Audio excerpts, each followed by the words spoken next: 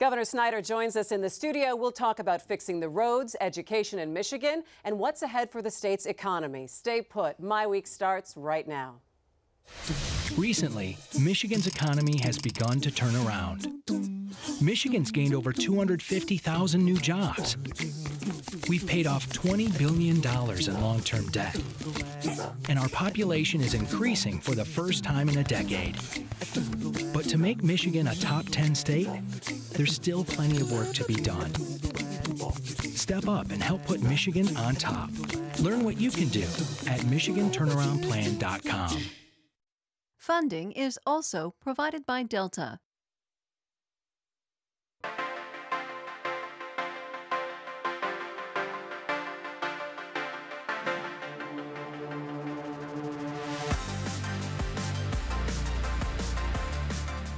Hi there and welcome to My Week. Thanks so much for joining us. I'm Christy McDonald. We are just 3 months into 2015, but there has been no shortage of news in Michigan during this new year.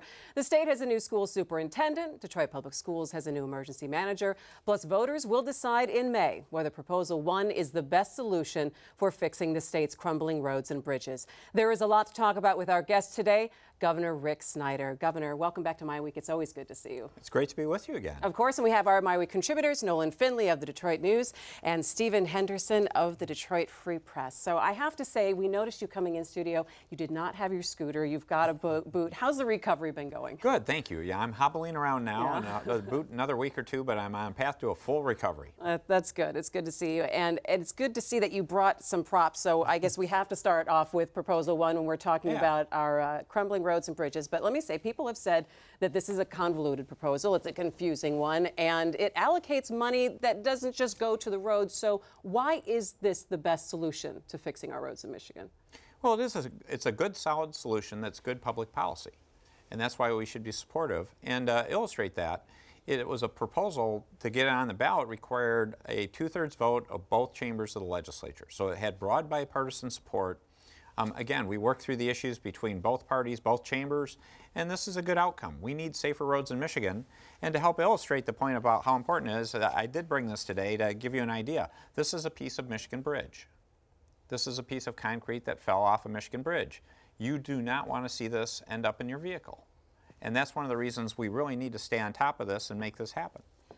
People will agree, many of them will say, yeah, we know the roads are bad and the bridges are bad, and we wouldn't mind paying a little bit of extra money for it, but is there money that we're already paying to Lansing that could be reallocated in another way? Well, I appreciate your question, Christy. There's 4 or 5 common objections, and people's objections vary based on their background. That's one of them.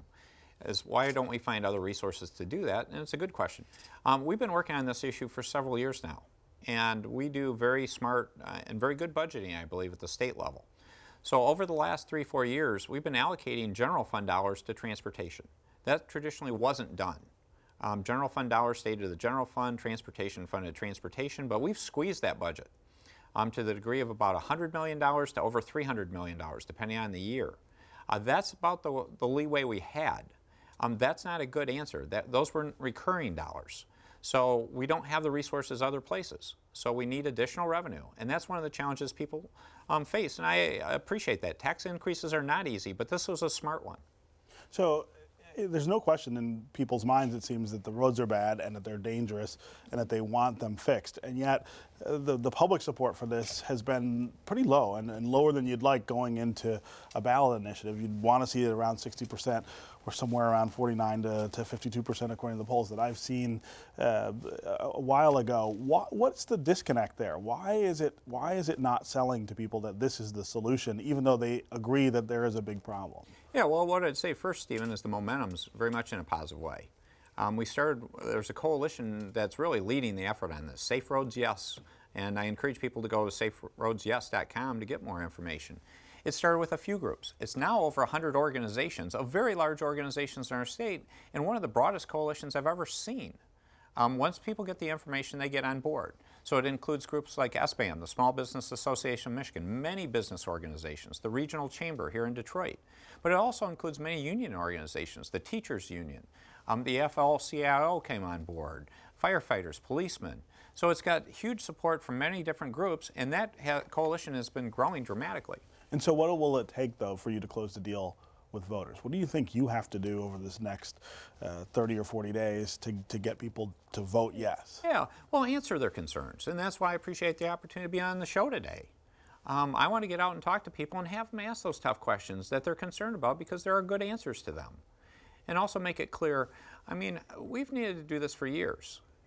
And it's now time to step up. When you first started talking about this in, what was it, 2012? Yeah, I did a special message on this topic to say how we needed to invest. Right. And the issue is not doing something is the worst answer of all. One, we're going to have unsafer conditions every day that passes, but the costs go up dramatically. The cost to repair a road, if you say it's $1, the cost to rebuild a road is 6 times as much. And so that number is going to grow dramatically. So to the degree we're talking about $1.2 billion today, if we put off this issue for several more years, one, we'd see a lot crummier roads, and the cost to repair then would go well beyond probably $2 billion and could grow higher than that a year. Well, Governor, let's get to some of those questions that voters have about this proposal, or some of the objections they may have. One being that it's way too complex, a lot of moving pieces in this measure. And I really appreciate that question, Nolan, because actually we're reducing complexity. What we have now is a complex system, and that's the challenge, is if you look at it, when you go to the pump and you pay for your gas, most people don't object to having whatever they pay at the pump go to transportation. That's not Michigan today. We pay 19 cents a gallon, a flat amount that goes to transportation. The rest of the state tax is really the retail sales tax, which is often larger than the 19 cents based on fuel prices. So that money is not going to transportation. So what this proposal does is to say, let's have everything at the pump go to transportation. So we would increase the 19 cents to approximately 42 cents a gallon, and then we'd eliminate the retail sales tax, and that's why we have to go to the ballot. Because if we just did that without another solution, we would create a big budget hole for schools and local government, and that wouldn't be right. So to solve that problem, we needed to come up with the best answer for that, and the easiest answer is to increase the retail sales tax from 6 to 7%. And that requires a vote of the people, but it showed. We had a 2/3 vote of each chamber to put that on the ballot. But this measure does more than just make the schools whole. It brings in additional money for schools and for other things, for additional revenue sharing money, restores the earned income tax credit. A lot of folks are saying, why do we need all of this extra money in this measure? What's your answer to that? Yeah, well, let's walk through those extra pieces, because again, I think they all have good merit to them. First of all, when you talk about the local government piece, that's approximately $100 million. Well, that's really looking to almost restore what the difficult cuts we had to make in 2011. If you look at that $100 million, we're about $70 million down from the 2011 amounts. So this helps restore that.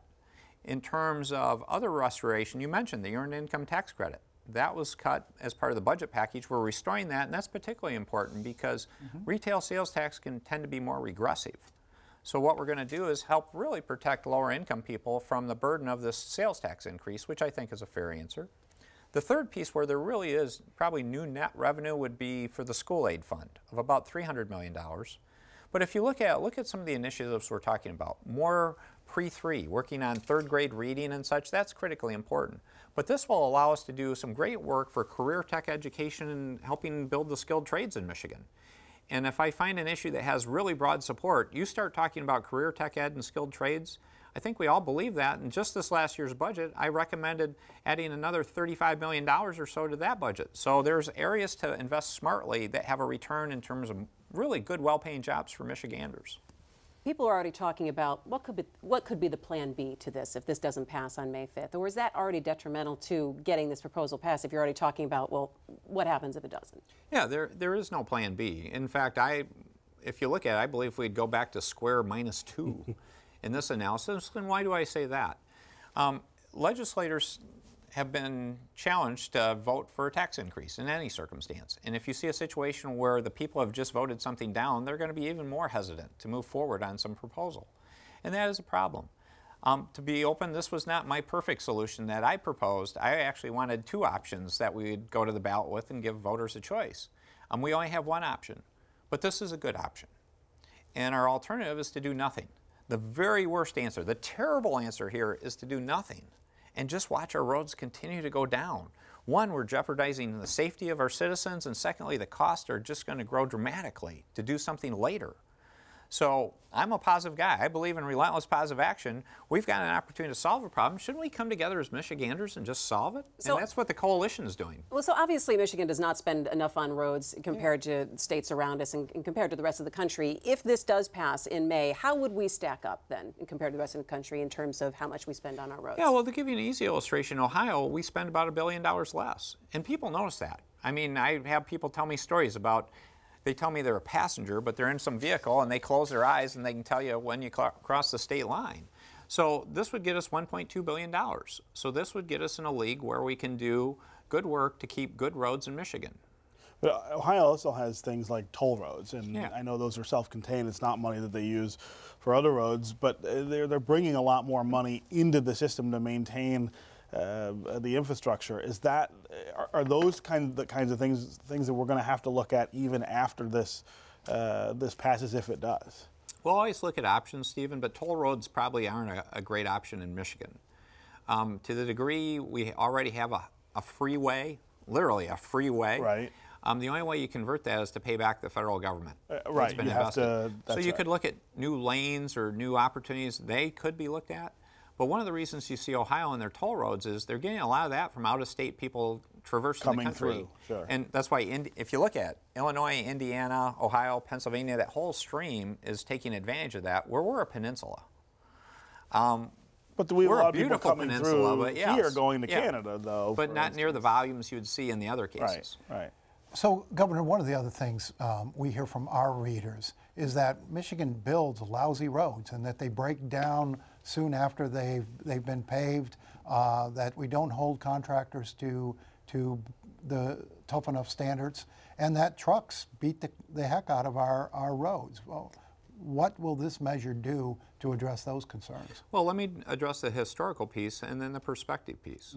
From a historical perspective, we do see crews a lot going back to the same piece of road. That's because we've underinvested in our roads so much, we're just doing Band-Aids. We're not able to do the real reconstruction you'd like to see happen.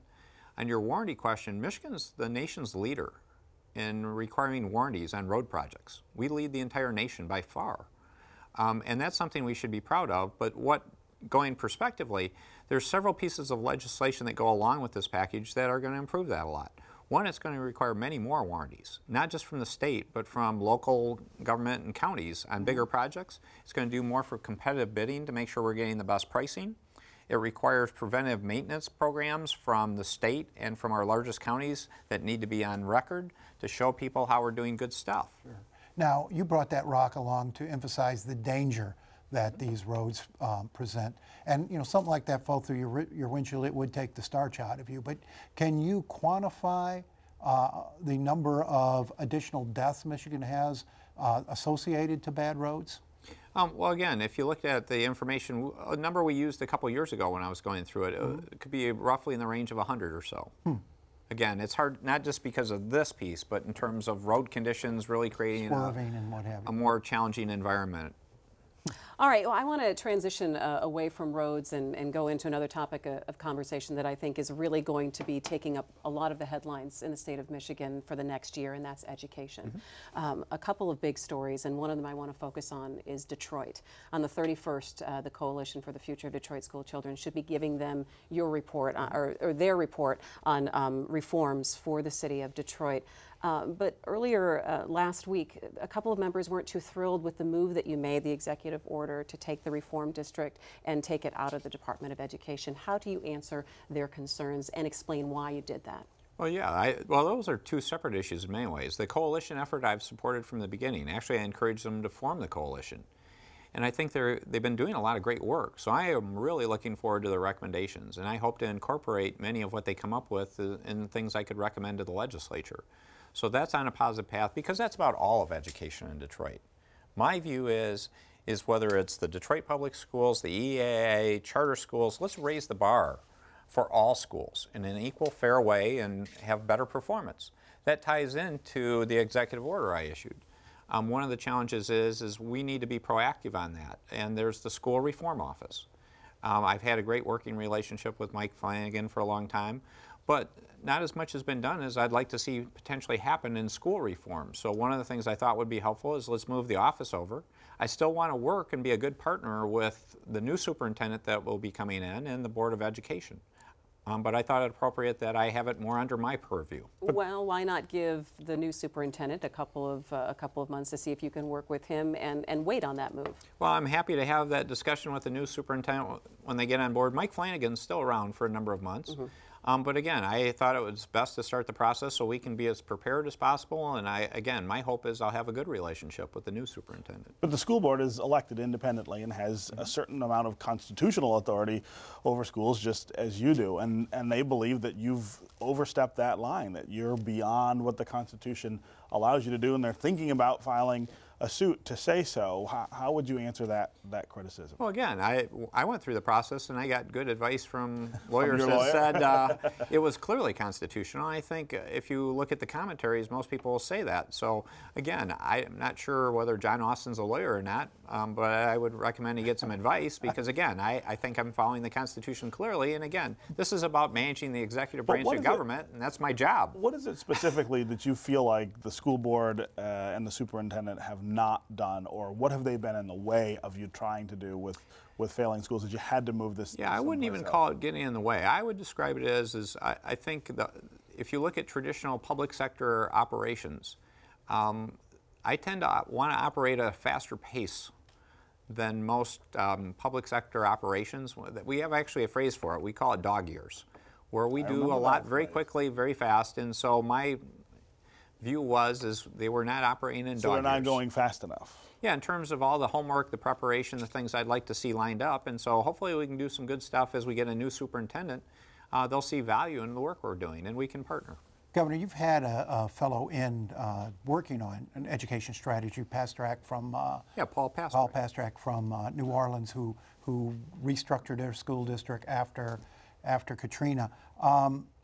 Do you have a fairly specific blueprint in place that you're going to plug some recommendations from the coalition into, or will that be a starting point for developing a plan? What I would say, Nolan, is we've done a lot of work in the background and we've looked at a number of options. So we're sort of seeing which path the coalition takes, whether they go one direction or another. We understand those pretty well, and hopefully we're doing a lot of preparatory planning because I don't want to wait a long time if I'm going to the legislature. So I think we'll probably come out with recommendations in weeks after they're done, not months, and try to move fairly quickly because we can't wait with these kids. And we shouldn't.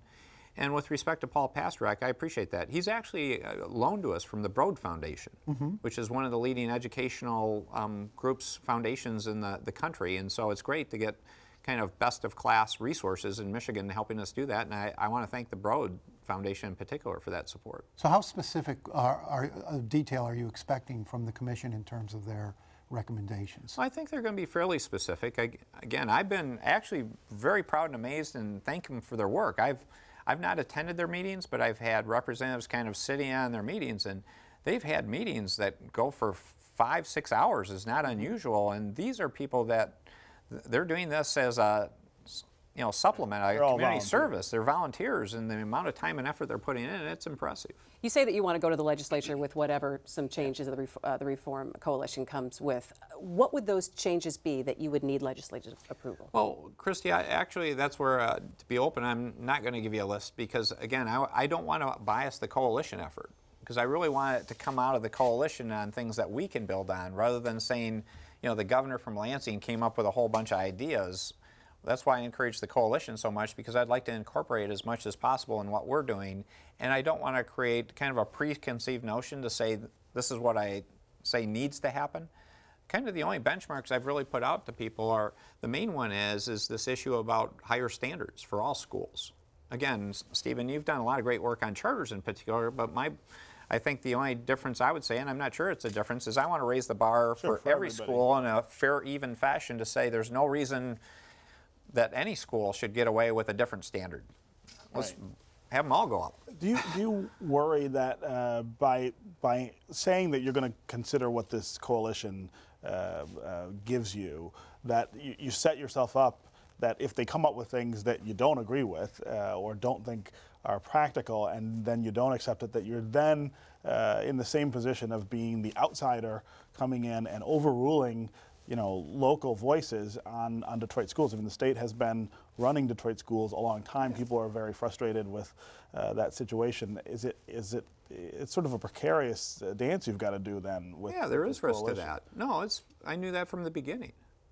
The way I view it, though, is hopefully we're all good, smart people working on a common goal, and the way I view it is if there's something I have a difference with, hopefully I can explain why I have a difference. Yeah, why there is a difference. And again, I would hope the coalition's open-minded when they come out with ideas that, if we have variances, shouldn't we talk about it even to make sure I get feedback on what they think of what I might think versus them. Right. But let's have them an opportunity to get their work done. I know you want to hang on, Nolan. I know you want to move quickly on this, and we obviously have the deadline at the end of March. But I'm thinking of this as a parent. If you're in the Detroit school system and there's an emergency manager who just came out 2 weeks ago and said, "Well, I have my plan for this." You're waiting for the coalition to give their ideas. You have a certain amount of ideas in Lansing of what you would like to see happen. What can you tell a parent of a student in Detroit what they can expect in the next 6 months? Sure. What I would say is we're talking about more a global environment for standards for all schools. There's still a lot of good hard work being done by the emergency manager in Detroit Public Schools to improve DPS. The EAA, Veronica Conforme, is doing a lot of good work. Again, I hope that based on feedback, a number of charters are doing good work. There's some very good charters in Detroit. There's others that clearly need to improve. So this is the thing that all those activities are still ongoing. What I would say is what we hope to get out of this is kind of a more rational, big picture answer that can help solve some of these structural problems that really have held back, I think, improved standards. Governor, debt's a huge issue. $52 million a year in debt service, more than $1,000 per student per year. We've in background talks with some of the commission members, they're talking about the need for the state to sort of take on responsibility for some of that debt, and also to provide funding for other key reforms like transportation to get kids to school so they're not taking 2 or 3 hour bus drives as some are. You're going to have to go to the legislature if that's part of your plan and asking for more money. This legislature last year provided a lot of money for Detroit, and that's ongoing. Is there an appetite in the legislature to also provide, for lack of a better word, bailout money for the schools? Yeah, a couple of things on that, Nolan. One, the transportation issue is a challenging one, but again, that's a whole separate question of public transportation. Actually, this roads vote actually can have a positive impact on that because it will help with public transportation.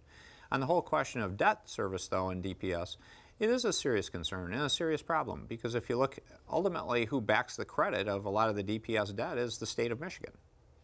So this is why some of the other things people talk about I don't view as likely options or as viable. And I think we do need to look at a long-term solution about not just DPS or Detroit schools, but challenged school districts, distressed school districts across the state.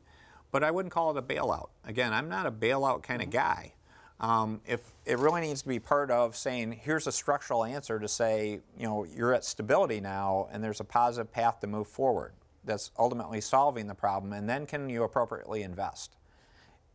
In terms of what we did in this last year's budget, I put a marker in to say I'm open-minded to that. We actually set aside $75 million of school aid fund dollars for distressed schools that could accommodate, that broader question in the context of not a bailout, but a smart investment plan to say, let's get stronger schools in Michigan. Well, but whether you call it a bailout or a restructuring, I mean, you still have a system with 42,000 kids right now that's got capacity, I think, for 100,000 kids. And the reason that that's so is because the city depopulated in a really random and haphazard way. So you have to keep schools open in some areas, even though they're only at 30 or 40% capacity. I mean, it sort of gets the idea that maybe the way that we try to fund school districts like Detroit is antiquated, that if you do it just dollars per student, you'll never raise enough money to keep the system going at the size it is. Are you thinking about different ways to sort of come up with how to make the system function so that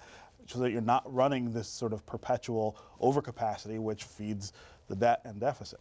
Well, I think that's, I would take it out of the context, and I appreciate your comment. You described it well on the DPS level, but I would rather look at it as the citywide level. The whole, okay. The city, and that gets back to the coalition, and that's why I think the coalition effort ties directly into the long-term stability of Detroit Public Schools, and I want to see a stable, strong Detroit Public Schools over time accompanied by other options. So you think you can save the district intact as a public school district like the others and have it operate alongside these other authorities? I think that is a viable option that needs to be addressed, and I think that's where the coalition work and Well, is leader it work all can chart- help show that. This is going to have to be the last quick question, Nolan. Is an all-charter Yes. formula like New Orleans have? Is that an option? Well, again, there's always options. And again, what I would say is I don't view that as the first option we should look at. It's really how do we accommodate. This is where I go back to my earlier statement. Too often people sort of jump to it's got to be a traditional public school or it's got to be a charter. In a lot of ways, I want to approach this as I'm happy, I can live with either answer if the standards are higher. The real question is how do we raise the bar to really get it so supply and demand match up in a fashion where students are getting a better education. And we're going to have to leave it there. I had about like 25 other questions on the economy and job training and a couple of other things. But so we have to promise that you have to come back and do another half hour with us some other time. I'll promise to do that. It's just a question of the schedule. So yes. Bring donuts instead of a rock. That's right. Governor Snyder, thanks so much for joining us. And that's going to do it for My Week. Thanks so much for joining us at home. Find us at MiWeek.org. We'll see you. Take care.